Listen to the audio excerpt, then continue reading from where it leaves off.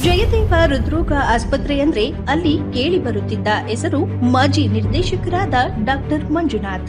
ಹೌದು, ಜಯದೇವ ಹೃದ್ರೋಗ ಸಂಸ್ಥೆಯ ಮಾಜಿ ನಿರ್ದೇಶಕ ಡಾಕ್ಟರ್ ಮಂಜುನಾಥ್ ವಿರುದ್ಧ ಒಂದು ಗುರುತರವಾದ ಆಪಾದನೆಯನ್ನ ರಾಜ್ಯ ಸರ್ಕಾರ ಮಾಡಲು ಹೊರಟಿದೆ ಎನ್ನುವ ಗುಸುಗುಸು ಹರಿದಾಡುತ್ತಿದೆ.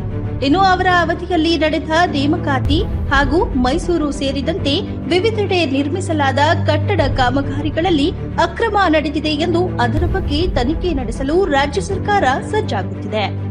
ಇದೇ ವಿಚಾರವಾಗಿ ಒಂದೆರಡು ದಿನಗಳಲ್ಲಿ ತನಿಖೆಗೆ ಆದೇಶ ಮಾಡಲಿರುವ ರಾಜ್ಯ ಸರ್ಕಾರ.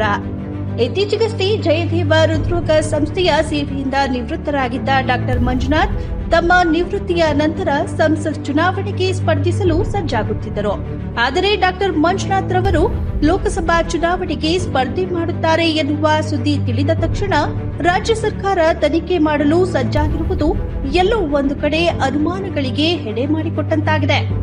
ಈ ಸಂಬಂಧ ಅಧಿಕಾರಿಗಳು ಕಡತಗಳನ್ನ ಹಗಲಿರುಳು ಪರಿಶೀಲಿಸುತ್ತಿದ್ದಾರೆ ಎನ್ನುವ ಮಾತುಗಳು ಕೇಳಿಬಂದಿದೆ. Bureau report, bulletin express. ಸ್ವಾದಿಷ್ಟತೆಯ ಸ್ವಾದ, ತಾಜಾತನದ ಆಹ್ಲಾದ, ಉತ್ತಮ ಆರೋಗ್ಯ ಮತ್ತು ಹೆಚ್ಚಿನ ರೋಗ ನಿರೋಧಕ ಶಕ್ತಿಯ ವೃದ್ಧಿಗೆ ಈಗ ನಿಮಗೆ ಸಿಗುತ್ತಿದೆ ಉತ್ತಮ ಗುಣಮಟ್ಟದ ಪೌಷ್ಟಿಕಾಂಶ Shri Vaidik millet health mix. ಇದು ಸಿರಿಧಾನ್ಯಗಳ ಸಂಪತ್ತು.